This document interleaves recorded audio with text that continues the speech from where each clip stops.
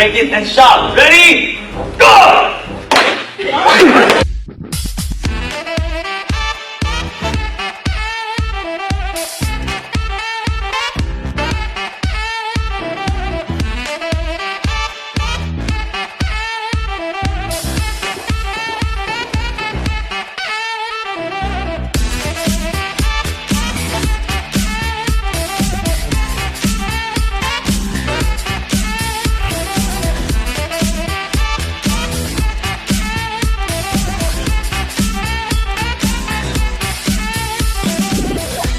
Welcome to In Pursuit of Truth. This is your host, Sir Patrick Mack. We are back, and today we are talking about preparing the battlefield.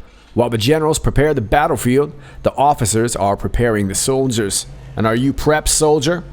Yeah! Weak. Come on now. Yeah! No! No, again. Yeah! Nice. And soon, you will be a master of the cosmic chi energy. Looks like it's all in the wrist. I don't know. Well, while we're prepping soldiers over there, Trump continues to prepare the battlefield. And ladies and gentlemen, today I kind of want to take you through this article by Brian Cates over at the Epoch Times. Great article. And I just want to kind of sprinkle in a little bit of my commentary. But Brian has a real knack of laying things out very succinctly for people to understand. And for those who may have some questions regarding Jeff Sessions or kind of what's going on in the current political landscape, I think Brian Cates offers some great perspective. So let's go ahead and get started. He starts with this commentary here. A lot has happened since my last column. Transcripts from the congressional testimonies of three key Spygate participants, Bruce Orr, Lisa Page, and James Baker, have been made public, two of which were revealed right here on the pages of the Epoch Times. In addition, there's been several other fascinating developments. Let's briefly survey the current state of affairs. Okay, so we knew a while back Lisa Page had given testimony, and of course Bruce Orr did too. A little bit came out of that, but we didn't really get to see much public. And then, of course, James Baker, more recently, I guess.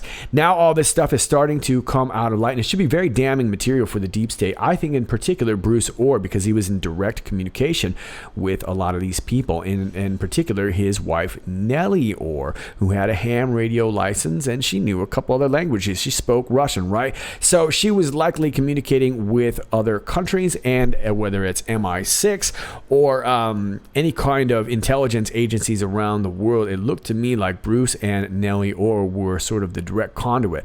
And of course, this would have filtered up through James Baker at some point, and that's why his testimony is also going to become very, very relevant. So let's take a look at this. Mueller coming up empty.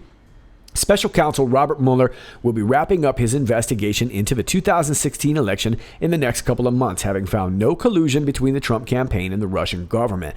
And with the DOJ Inspector General Michael Horowitz staring over his shoulder with Page's and Peter Strzok's heads hypothetically mounted on the wall behind him, Mueller knows he's in no position to try to fake anything.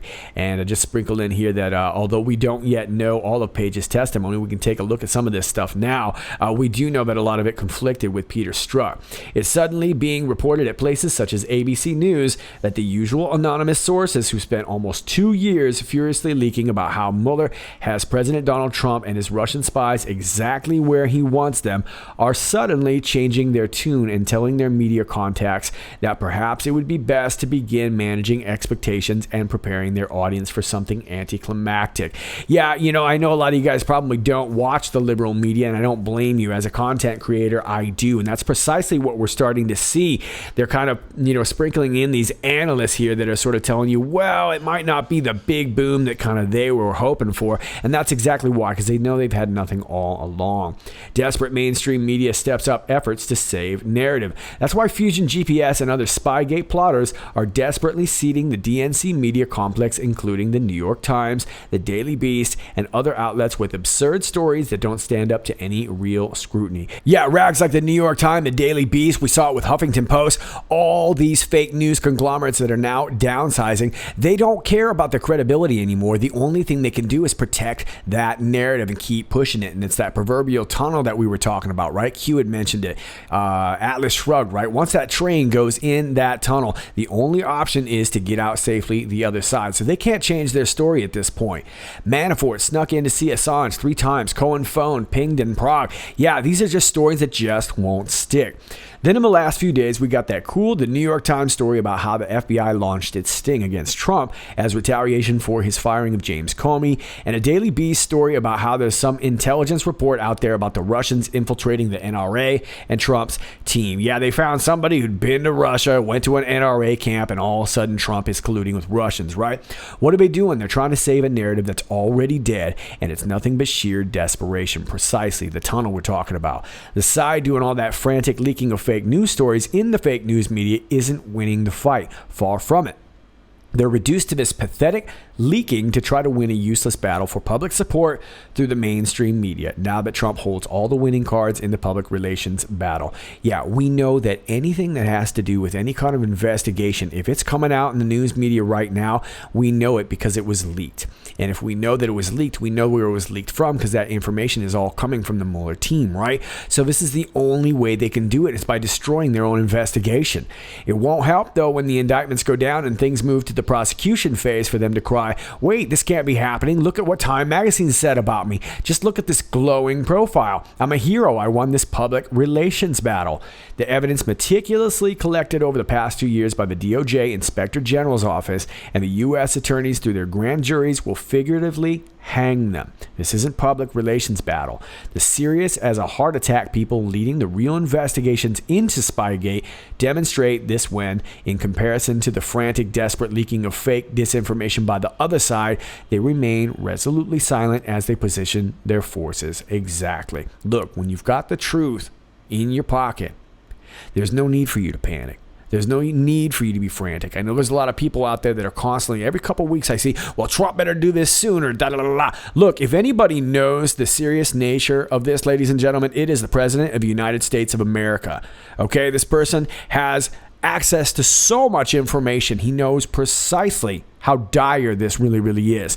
And if he's able to maintain a sense of calm and collectiveness about the timing of all these moves, there must be a reason for it. Otherwise, he would be flying off the handle, panicking, trying to save his butt, right? Now we get to Sun Tzu. Sun Tzu on preparing the battlefield. The ancient Chinese general Sun Tzu wrote in chapter 6 of his timeless book, The Art of War, about how the successful military leader wins a battle before the fight even begins. Trump knows this chapter well because Art of War is his favorite book, and he fashioned his book, Art of the Deal, after it. I highly suggest both books be on your required reading if you've not read it already. To win the battle before the fight is joined, pick the ground, prepare it completely to your advantage, and then guide your enemy there. Leave nothing to chance. Yeah, and that's why when you see things that seem like Trump is folding on this, he's folding on that, the fact of the matter is he's taking it right where he wants it to be. As a winning side marshals its forces and prepares the ground, behind the scenes, the Democrat DNC media Spygate plotters can see themselves being surrounded. Yeah, like I said, they had to double down on their narrative, right? So the closer we get to the release of what Mueller's findings are going to be, the more panicked the media is going to be, because they know it's nothing. And they know that if there's anything at all, the real collusion is going to lead straight back to the DNC. Some try to sell you on the idea that the side leaking in a panic, throwing out one quickly debunked fake news story after another, is actually about to eat Trump's lunch. Don't make me laugh. The two key places the battleground in this fight will run through in the move from exposing the Spygate plot to prosecutions are the DOJ and the courts, especially the Supreme Court. Why a new Attorney General for prosecution phase? The real battlefield has never been in the news media. The losing side picked the wrong battlefield. All the leaking in the world of the Washington Post and the New York Times won't change the outcome now. No, it's just going to ruin their name. It's going to run their whole entire operation right through the mud. Trump is getting ready to make two key moves on this battlefield as he prepares for the fight. The first is a new Attorney General for the prosecution phase. The second key move will involve the courts.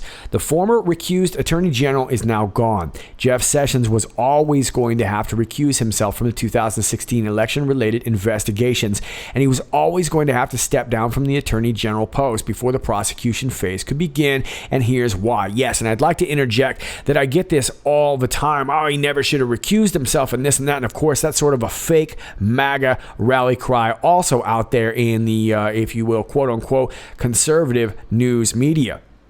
But the fact of the matter is that if you can remember, Jeff Sessions was a Trump guy, and the deep state didn't like that, did they? It only was when they started kind of bickering out in this public narrative that they sort of warmed up to him. And that's precisely why we've seen over the past year Trump doing nothing but tweeting disparaging things about Jeff Sessions. Meanwhile, he's right down the street. He could have talked to him in person all along, which is something that Donald Trump would have done. You understand what I'm saying? Outward narrative, inward narrative.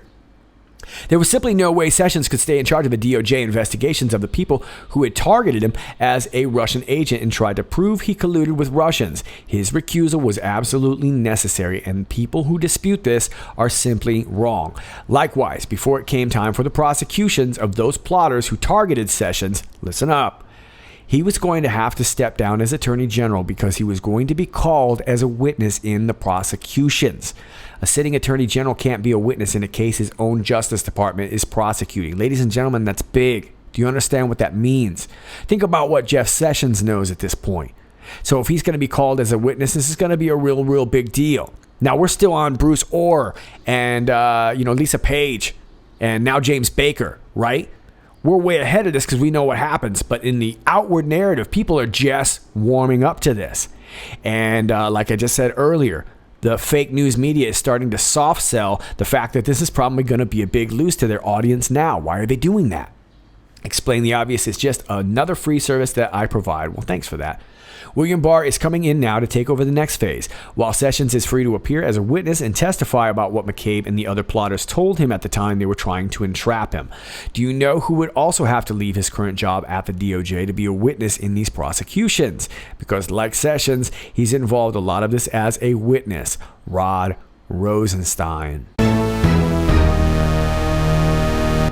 Yes, Rod Rowe. Remember, Rod Rowe makes the bus go. Mueller and Rod Rowe, they're in charge of this bus, right? And the wheels are coming off this bus. And when the wheels come off the bus crashes. When the bus crashes, the news media outlets are going to want to check that out. Who are they going to interview? It's going to be Rod Rowe, right? Mueller and Rod Rowe are the only way that Trump is ever going to come out clean with this in the eyes of the unhinged left. It needs to be them who raise his hand in victory, and we've said that all along. Of course, we've been given cover stories. Sessions is resigning because at long last Trump has had enough of this incompetent, bumbling idiot who's been doing nothing. Yeah, right, like I said, then why didn't he fire him a long time ago? Why did he spend all this time tweeting about him and getting everybody all pumped up? He was feeding the outward narrative, ladies and gentlemen, and they were biting on it. They were getting trust in Sessions. And Rosenstein is leaving because Barr wants to bring in his own team. Most people don't question the cover stories because they fit their biases. Yeah, what we've seen is a complete replacement of the DOJ here, and people don't really want to talk about that. They don't want to understand that that's part of the plan. But they do want to cover Sessions, and that's completely fine with Trump. The result is a new commander at the DOJ for the next phase of the battle. And when it goes to the courts, as much of it invariably will, that's where Trump has been making numerous changes with dozens of judicial appointments. After prosecution phase begins, then comes the court phase. And if you'll remember, Q has posted many times this gavel talking about this justice phase. Trump plays the long game. While many people chafe impatiently for the prosecution phase to start, he knows that's well in hand, and so his eyes are already fixed 2 moves ahead, the court phase. Yeah, we'd all like to see these knuckleheads go to trial, right? But if the judges are paid off, it does us no good, and we've seen that time and time again, right? The use of lawfare has served the Democrats well in thwarting some of Trump's initiatives, but it's not like he hasn't been working tirelessly with the aid of congressional Republicans to take this advantage away from them. In just 2 years in office, Trump's already made far more judicial appointments than any other president.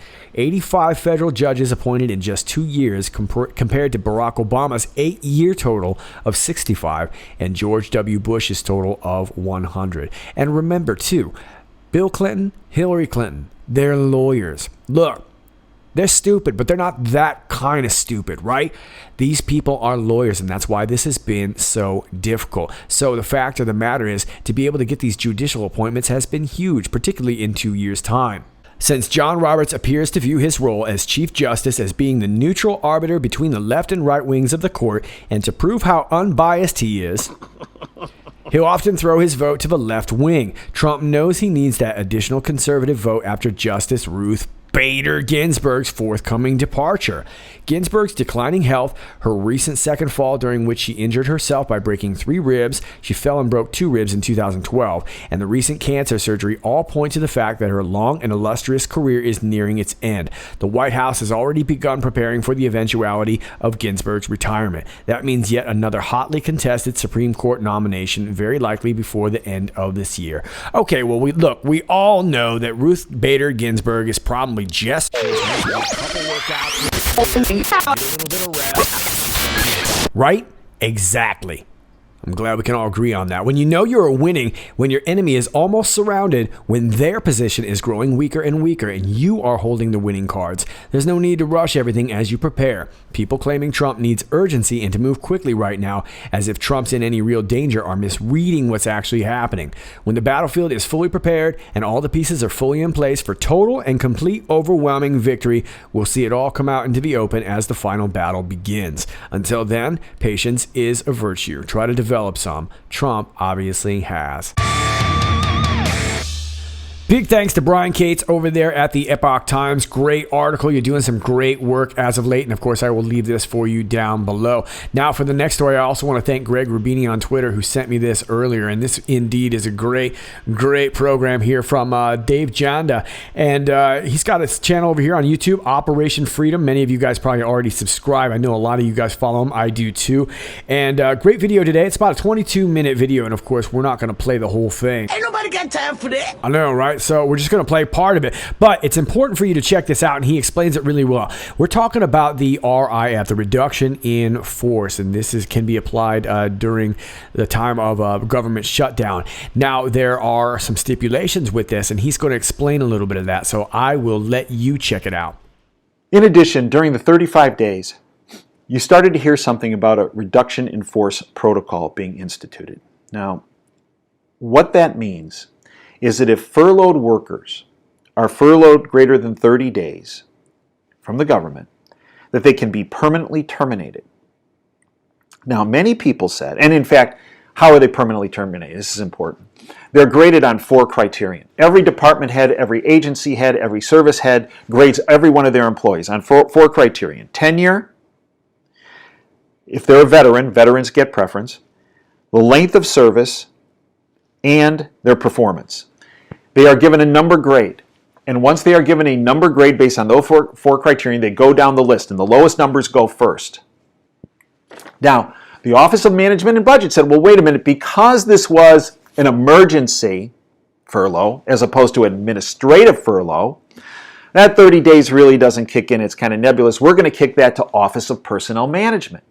Well, what did Office of Personnel Management say in those 35 days? Well, it's kind of interesting.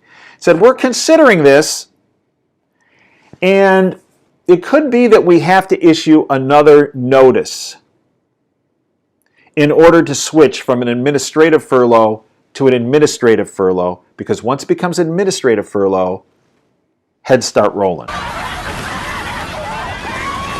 And in fact, there was a memo out of the Office of Personnel Management saying that they have the legal authority to declare a reduction in force protocol anytime due to a shortage of funds. The Office of Personnel Management and the Office of Management and Budget said, well, we need to have reorganization plans in place prior to institution of this reduction in force.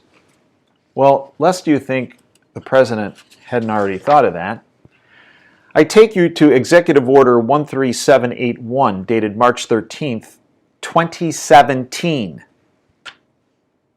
What's it entitled, Dave? Comprehensive Plan for Reorganizing the Executive Branch. By the authority vested in me as President by the Constitution and laws of the United States of America, it is hereby ordered as follows. Section 1, Purpose. This order is intended to improve the efficiency, effectiveness, and accountability of the executive branch by directing the Director of Office of Management and Budget to propose a plan to reorganize governmental functions and eliminate unnecessary agencies, components of agencies, and agency programs. Section 2, Proposed Plan to improve the efficiency, effectiveness, and accountability of federal agencies, including, as appropriate, to eliminate or reorganize unnecessary or redundant federal agencies. Within 180 days of this order, the head of each agency shall submit to the director a proposed plan to reorganize the agency, if appropriate, in order to improve the efficiency, effectiveness, and accountability of that agency. You see, as of March 13th, 2017, and 6 months after that, September 13th, 2017, the reorganization plan has already been in place. In addition, during the 35 days, something that the fake media never reported on is the Office of Personnel Management issued a warning on absence without leave, AWOL, during the shutdown. Now look, in this soft run, I believe the president wanted to see where are we most vulnerable with government agencies not opening. What they had come to find out was one of the agencies that people became very concerned about, and rightfully so, was the TSA, about security, in particular at airports, at ports of entry. The Office of Personnel Management noted that and put on the books during this 35 days, at the end of the 35 days, the Office of Personnel Management gave a warning regarding exempted federal employees failing to report to work during a shutdown. If an exempted employee fails to report to work when required to support exempted activities, he or she will be considered absent without leave, AWOL. Quote, if an employee is exempted from furlough and therefore required to work during the shutdown yet has failed to do so, he or she would be considered AWOL during the period of work of any such unauthorized absence. The agency may use its discretion based on the facts and circumstances of the employee's situation to apply appropriate consequences based on the AWOL status. So you can run and tell that, homeboy. In other words, employees that were AWOL during this government shutdown are now aware that if they do it again, when a government shutdown occurs, they're done. This was part of the if you will, the trial run. Because I believe that's what that first government shutdown was.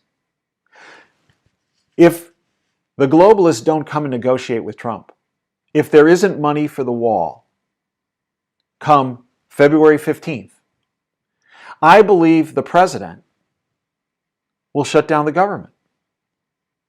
And this time, all the moving parts are in place. The reduction in force protocols are set. The executive order has been set with the reorganization plan. It's been there since September of 2017. The AWO status is set. The Office of Personnel Management is set. The agency heads, the service heads, have all had their trial run on the reduction in force protocol and giving number grades to all their employees. It's set. And also, what has come to the forefront is the vulnerable area of the TSA. Are you aware that there are 21 airports in the United States that have private contractors overseeing security, not the TSA? Example, San Francisco International Airport has private contractors.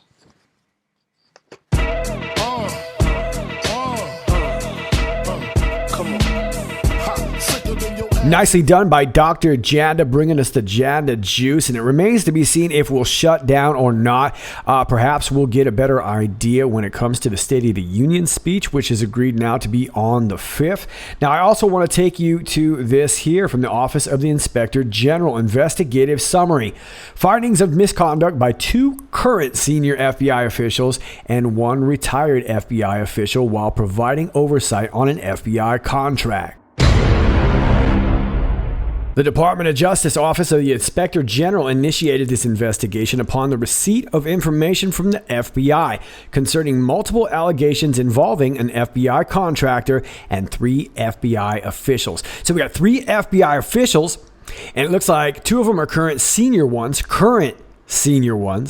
and maybe 1 retired here, and then we've got an FBI contractor. The OIG found that as a result of conduct by 2 current senior FBI officials and 1 retired FBI official, the FBI contractor engaged in certain inherent governmental activities in contravention of federal acquisition regulations. Additionally, the OIG found that these 3 FBI officials did not adhere to Office of Management and Budget policy while managing the contractor. Further, the OIG found that the FBI contractor failed to adhere to personal conflict of interest rules under the FAR. The OIG has completed its investigation and provided its report to the FBI for appropriate action. Okay, so another page turning in this mess. 2 current senior FBI officials and 1 retired FBI official. Could that be Bill Priestap? Remember, his power was quote-unquote removed. Now, as far as the senior FBI officials, I'm not really sure. It depends on who's still officially on the payroll, right? But it looks like our contractor must be one Christopher Steele. So it remains to be seen what happens in this, but I have a feeling we're going to be talking about this again real soon. All right, kids, that's all I got for you today. As always, if you like this video, please click like, share, and subscribe. And if you're new to my channel, welcome to you. Please keep in mind that from time to time, you will be unclicked and unliked and unnotified and unsubscribed. That's how it works with social media these days when you're trying to get some truth. Thanks to all of you who've been liking and sharing my videos. I greatly appreciate it. All the links are down below to whatever we talked about today, as well as my other channels, Gab and BitChute and Brighteon.com. I'm over here on Twitter at IPOT1776. That's at IPOT1776. My email is down below also. And if you're old school, want to send me some mail, the P.O. box is down below too. And if you'd like to support the channel, my Patreon link is also down below. All right, kids, all those things are down below. This is Sir Patrick Mack, and until next time, stay free.